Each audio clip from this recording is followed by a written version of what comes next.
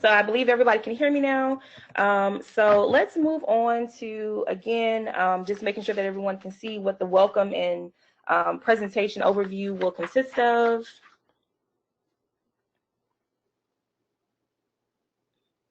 So that's me, obviously, again, Katisha Dixon, Assistant Director of Academic Excellence. We're going to talk about study aids, suggested do's, suggested don'ts, again, study aids here at WCL, some faculty feedback that we got in preparation for today's presentation. I'll take some questions. We'll discuss some of the events that are coming up through our office. I would love for you all to give us your feedback on the presentation. There's a survey at the end, and then that will be the conclusion of today's presentation.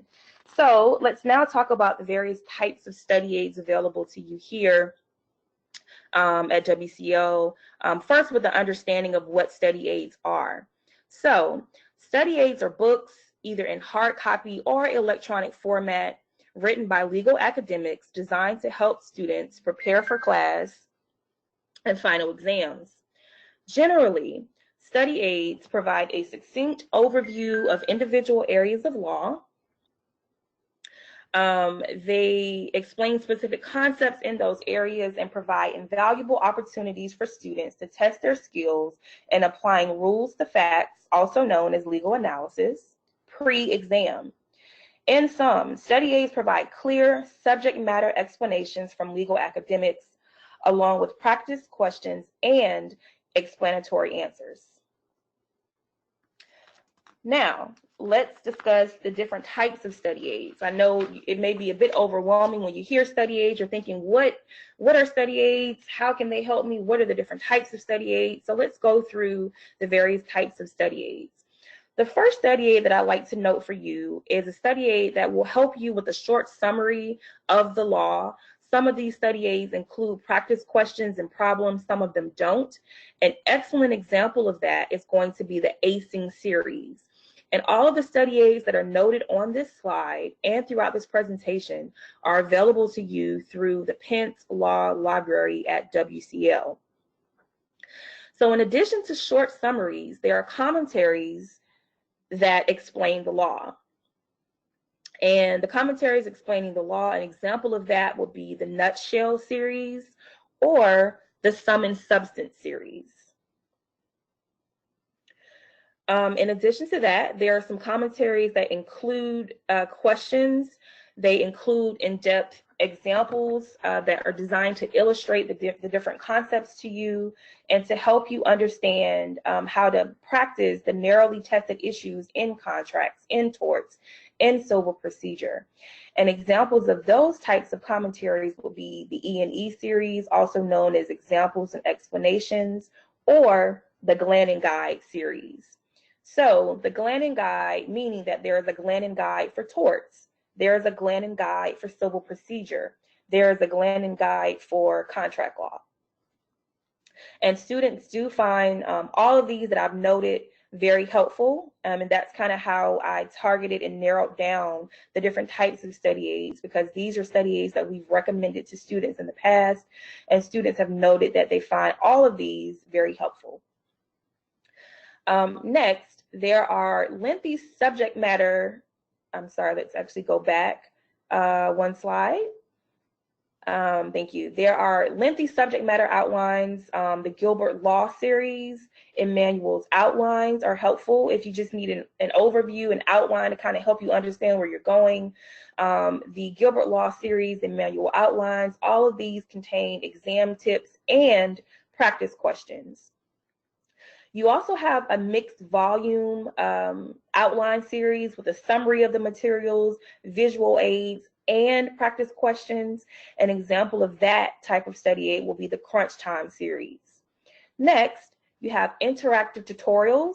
If you need to see something on the screen, if it's helpful for you to have a breakdown as you go throughout the subject, if you need an explanation on, subject matter jurisdiction and you only want to focus on subject matter jurisdiction and have questions related to subject matter jurisdiction, for example, the Kali tutorial, online tutorial system study aid may be helpful for you Kali, again, is available free of charge. You create an account and you can use Kali to study torts, civil procedure, contracts. All of these are helpful for that. And then finally, if you strictly need practice questions, let's say you have your exam, you feel, not your exam, excuse me, you have your outline and you feel comfortable with your outline and you just want to practice what you believe that you know. Something like the Siegel series, the Friedman series, the Q&A series are going to give you an opportunity to locate practice questions to test your understanding of the law that you've been studying throughout the semester. So with that said, let's talk about some of the things that you should do when using study aids. Now, we should be using study aids during our post-class review process, of course, in conjunction with your class notes to help you to review the information, and then, of course, most importantly, to memorize and process the information to be able to go in to your final exam and to apply the law. We should use study aids to gain a general understanding of upcoming topics.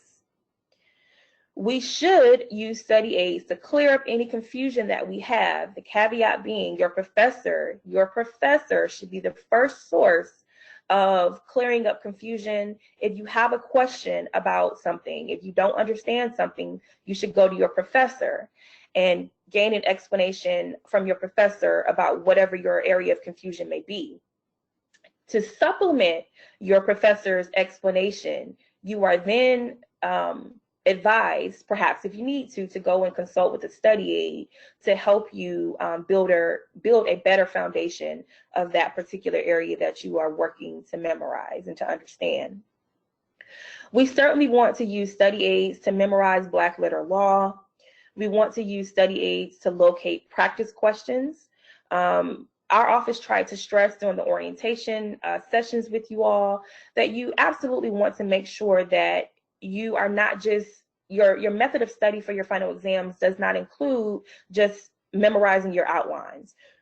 You must give yourself the opportunity to practice your understanding of the various rules of the laws and how they apply to your particular subject matter. And the way to do that is to use practice questions, whether you take practice multiple choice questions or you practice writing out a practice hypothetical essay exam, and then reviewing the explanatory answers that accompany those questions.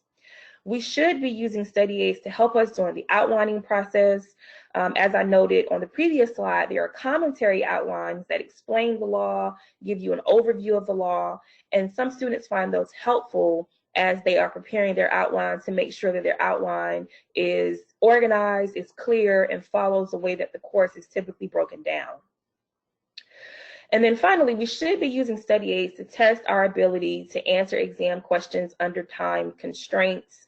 Again, I don't think I can emphasize enough the importance of making sure that you do not walk into the exam without having done multiple practice questions. If your exam is a multiple choice exam, you should have done multiple practice multiple choice questions. If your exam is an essay exam, to the best of your ability, you should have written under time constraints multiple hypothetical practice sample essay exams, and then reviewed your answers to the model or the explanatory answers, either released from your professor or released from the study aid that you're using to prepare for your exam. Next, let's talk about some of the things that you should avoid, by all costs, you should avoid doing when using study aids. The first one is do not use study aids in place of reading for class. There is no substitute for hard work in life and in law school, okay? So we want to make sure that we are reading for class. I know a number of you all may have heard about canned briefs. I believe Quimby offers you some canned briefs. Canned briefs are just briefs of particular cases from your textbook that are written by other people, typically professors, lawyers, that explain those cases. The danger in using canned briefs or study aids and not reading for class is that a canned brief or an outline or some other format of a study aid may not cover the material the way that your professor is going to cover the material in class and or on the final exam. So you want to make sure that the syllabus, that the class lectures, and that your readings for your individual classes, that you don't forego those things, and that you only use study aids to supplement or enhance what you've read outside of class, your classroom discussions, and or conversations with your professors explaining and discussing the law. Next, make sure that you avoid using study aids in place of meeting and or talking with your professors.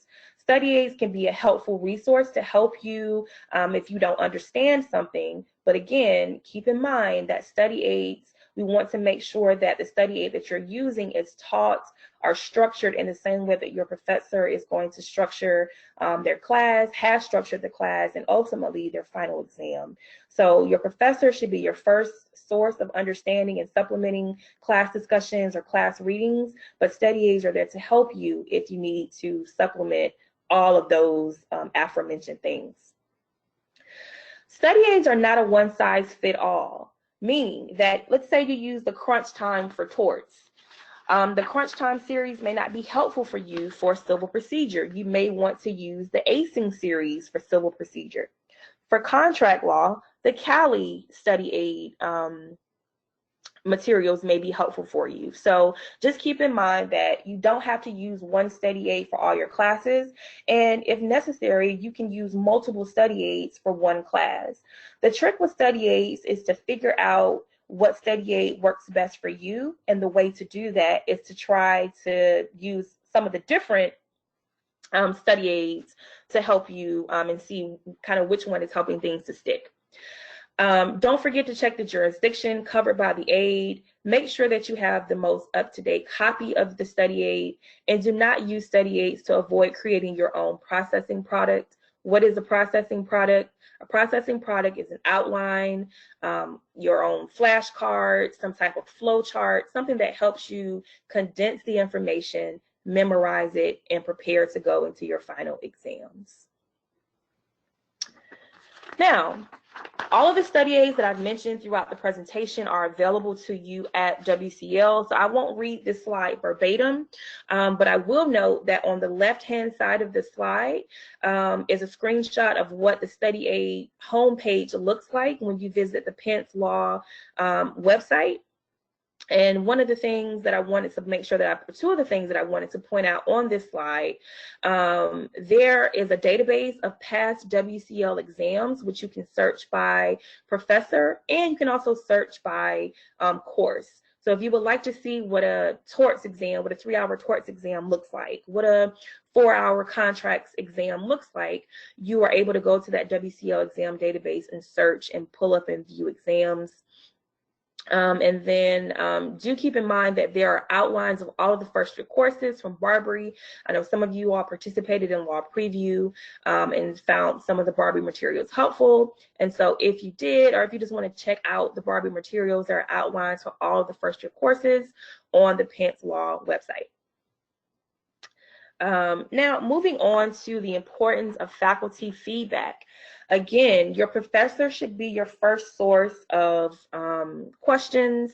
If you have confusion about a particular area, you should absolutely make sure that your professor is your first source of contact to clear up any confusion. Now, I want to make it clear that for students who are taking contracts with Professor Snyder, students who are taking contracts with Professor Abramowitz, both of those professors have worked with our office to create a handout kind of guiding students in those classes about how to use study aids, things that they avoid students doing with respect to study aids. And so to access those handouts, if you visit the Office of Academic Excellence My WCL page, on the left-hand side of the page, there is a tab called 1L Resources. And under that tab, there is a link to study aids for today's webinar. There's a handout study aid link for today's webinar. And in that link, you will find handouts discussing and providing advice from Professor Snyder and Professor Abramowitz with respect to study aids.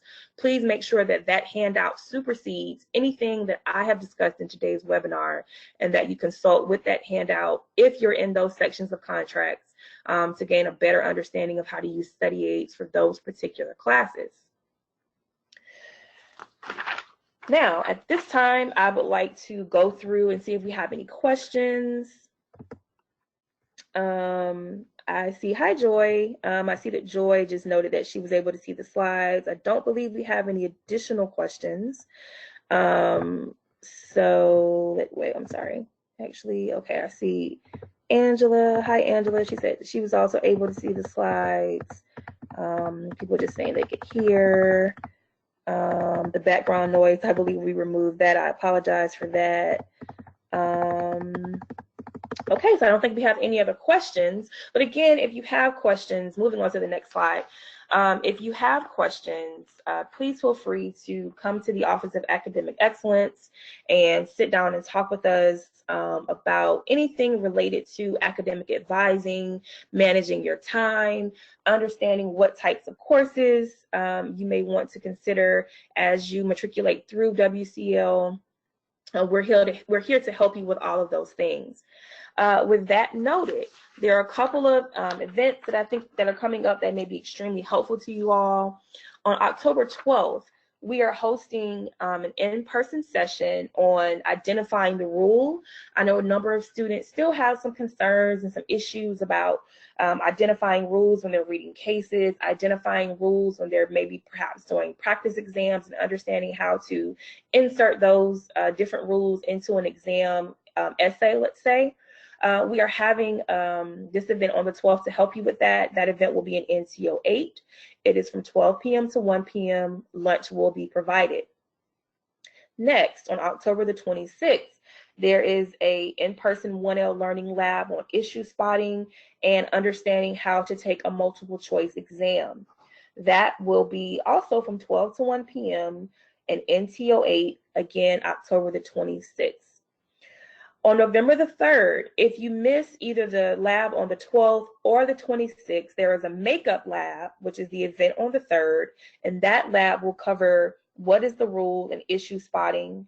November the 3rd, I believe, is a Saturday. That lab will take place in N100C, which is in Pence on the first floor. It will take place from 10 a.m. to 12 p.m. Again, if you have questions about anything that I've covered today, or about anything related to just surviving your 1L year from an academic standpoint, please feel free to book an appointment with myself, Kertisha Dixon, the director of our office, who is fantastic. Her name is Joni Radu, or Sarah Stanley, who is the Associate Director of Academic Planning. And you can book an appointment with any of us via www.bookwithoae.com. Joni, Sarah, and hopefully myself, we're all excellent resources to help you as you go throughout navigating your 1L year. So with that said, that is pretty much a wrap. I apologize, the survey code is not available. We will send that out in a follow-up email to make sure that you have an opportunity to complete the survey, to give us some feedback on what you thought was helpful, what was not helpful about today's webinar. So again, thank you so much for participating. I am going to just check the questions slide once more to make sure that I'm not missing any questions from anyone. And I do not believe that I am. Oh, I'm sorry. Dennis said, are there flashcards to test concepts from our classes? There are flashcards that you're able to use. I will send out an email following up, giving you some referrals to flashcards. Dennis also said there are pre-made flashcards as a study aid too. Yes, there are some pre-made flashcards, but again, we think it's important for students to make their own flashcards, even if you don't make flashcards for the entire course. If you make flashcards for some of the heavier tested rules that will be tested on your final exam. That is suggested. And also I want to note that the Office of Academic Excellence, we do have flashcards in our office that students are able to check out if there are not flashcards available at the reference desk that they're able to refer you to. So thank you, Dennis, for those excellent questions. And then Rachel said, are the study aids for contracts with Abramowitz available all semester? Yes, you can access that handout at any point throughout the semester. And if you have any difficulty accessing that handout, please let us know and we'll be happy to send you a copy via email. We have another question from Dennis. Dennis said, will the presentation be distributed? Yes, absolutely. The webinar is actually being recorded as we speak, or as I speak, I guess I should say. And so we will distribute the webinar at a later time. There's another question. To access the recently mentioned recommendations by Professor Abramowitz and Professor Snyder, what is the exact link under My WCO that we need to go to? So if you go to My WCO and you click on the Office of Academic Excellence, that should take you to our home page. On our home page, there on the left-hand side, there is a tab called 1L Resources. Under the 1L Resources tab, there is a link that says Study Aid Webinar Handouts. If you click on the Study Aid Webinar Handouts, you will see the documents for both Professor Snyder and Professor Abramowitz. Next. Thank you. This is very helpful, Camille. You're very welcome. Thank you for participating. Dennis said thanks. And I believe that we're actually going to try to go to the My WCO homepage so that you can see how to access the handouts that I just referred to. So if you scroll down under 1L Resources, you see Study Aids Webinar Handouts. There we go. And then you can see the handouts for both. And if for some reason, so that there we have Professor Abramowitz's handouts. And it looks like we still need to go back in and add the handout for Professor Snyder, which we will do momentarily. But that's how you access the handouts for both professors. So I think everyone hopefully is clear on accessing those handouts. And I don't think we have any other questions. So thank you all so much. We finished with 5 minutes to spare, so you all are excellent. So thank you for your time today. And again, if we can help you in any way, please feel free to make an appointment with the Office of Academic Excellence by visiting www.bookwithoae.com. I hope that you all have a fantastic Saturday and that you enjoy the rest of your weekend. Have a great day.